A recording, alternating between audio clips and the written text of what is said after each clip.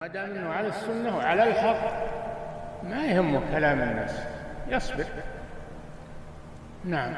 Pleure sur ton âme et aie pitié d'elle. Car si tu ne lui fais pas miséricorde, personne d'autre ne le fera. Ici, Sufyan al-Thawri, rahmahullah, poursuit ses magnifiques recommandations en formulant une d'une grande importance. Pleurer sur son âme, faire son examen de conscience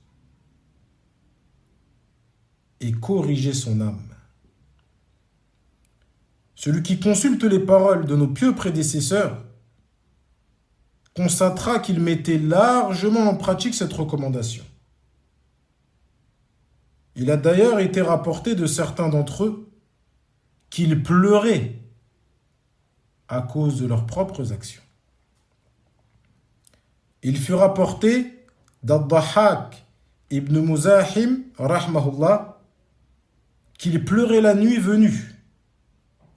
Et lorsqu'on l'interrogeait sur cela, il disait « Je ne sais pas ce qui a été élevé de mes actes aujourd'hui. » Et cela n'était pas spécifique aux hommes. Ceci était également le cas de certaines de leurs épouses. L'éminent savant Ibn Rajab, rahmahullah, mentionne dans son livre Al-Lata'if wal-Ma'arif qu'Ibrahim al-Nakha'i, rahmahullah, pleurait auprès de son épouse, qui elle aussi pleurait à ses côtés, et il disait « Aujourd'hui, nos œuvres sont présentées à Allah. » Le croyant ne doit pas être un but de sa personne ou se satisfaire de ce qu'il a accompli. Il doit plutôt blâmer son âme, l'examiner et tout faire pour la corriger. Qurra ibn Khalid a dit « J'ai entendu Al-Hassan à propos de la parole d'Allah Azza wa Jal « Wala uqsimu bin nafsil lawwama » Je jure par l'âme qui ne cesse de blâmer, dire « Tu vois constamment le croyant blâmer son âme et dire « Qu'as-tu voulu par cette parole? Qu'as-tu voulu en mangeant ?»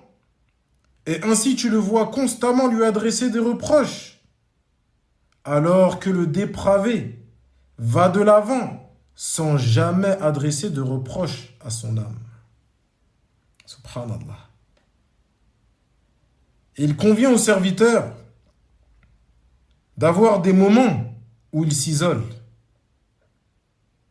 afin de faire son introspection, se remémorer ses manquements et se repentir. Masruq, rahmahullah, a dit à ce sujet « L'homme doit avoir des assises en lesquelles il s'isole, se remémore ses péchés et s'en repent. » Certains analysent tout ce qui les entoure. Lorsqu'ils vont dans un restaurant, ils l'analysent, regardent si la nourriture est convenable, si les prix sont abordables et autres. Lorsqu'ils souhaitent emménager dans un nouvel appartement, ils l'examinent de fond en comble. Lorsqu'ils veulent s'associer avec quelqu'un, ils l'analysent, se renseignent à son sujet, posent des questions et ainsi de suite. Mais ils n'examinent pas leur âme. Or, les pieux prédécesseurs donnaient plus d'importance à leur âme et à sa correction qu'aux choses mondaines.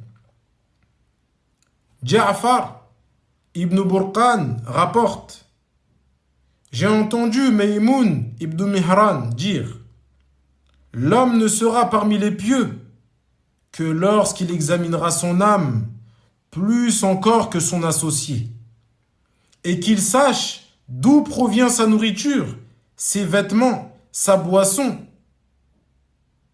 de ce qui est licite ou l'illicite. »